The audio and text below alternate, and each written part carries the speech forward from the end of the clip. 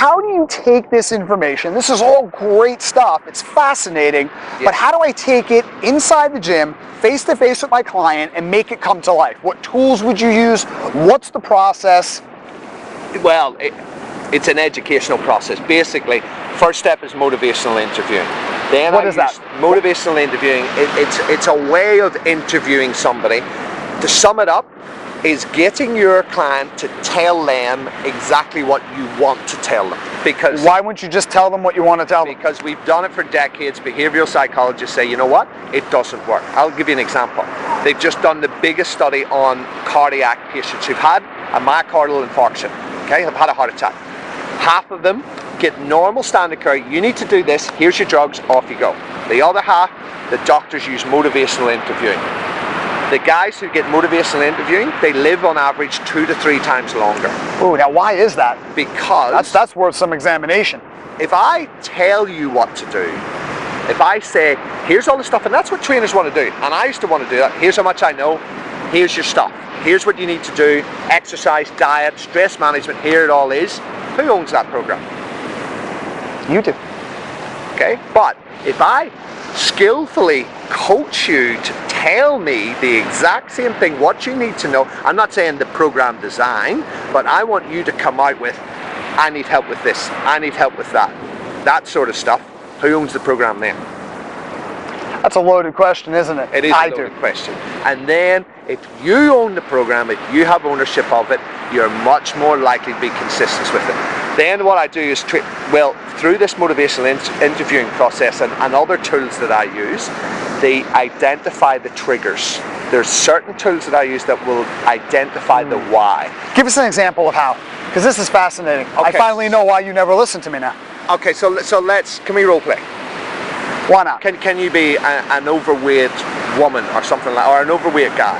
Okay, and that's testing the limits of my acting ability, isn't it? Indeed. So I'll say, okay, Bobby, tell me why you're here. Well, because I don't know how it happened. I've just gained a lot of weight. I've been working at my job, and it just almost snuck up on me, and I'm very uncomfortable in my own body, and I just don't like the way I look, the way I feel. And I want to lose about 10, 15 pounds, lose a stone. Okay, so if you were to lose it, how would you feel? So let's go into the future, okay? If we will.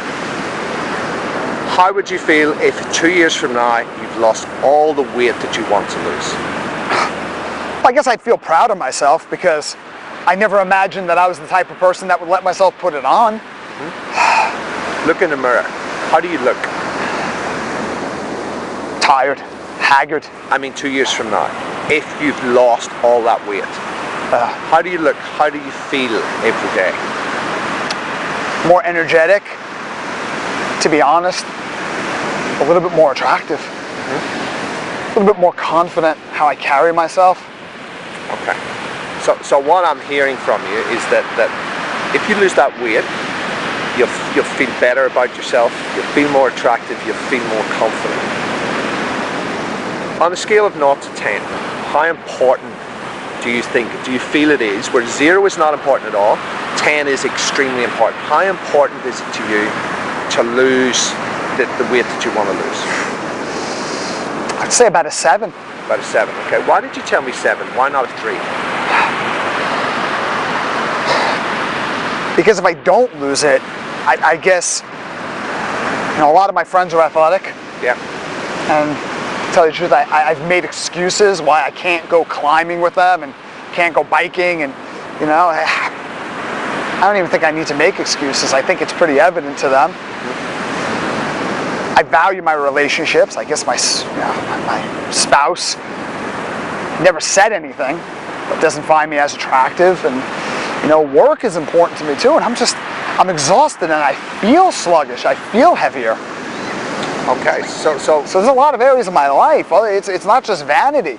There's things that are really important to me based on who I am that are affected by this.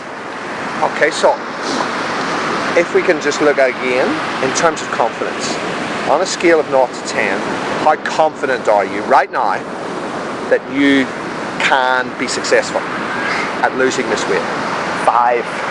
I'm not totally unconfident, but I'm not terribly confident either. So what do you feel it would actually take to move that level of confidence from a 5 up to an 8 or a 9? What do you need to get that confidence up there?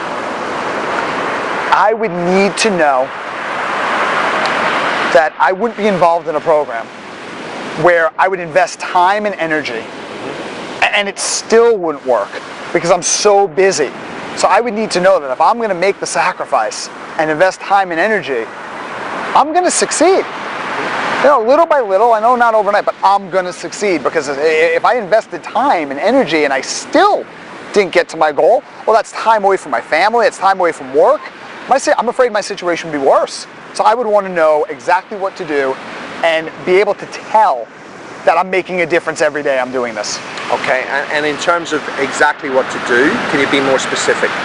What do you mean by what to do? Well, everything. Like, what do I eat?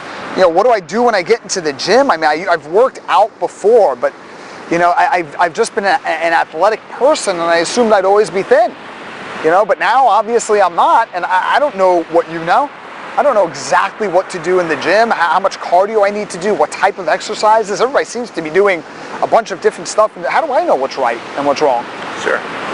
Take the guesswork out of this for me, because it's frustrating. So do you think I can help?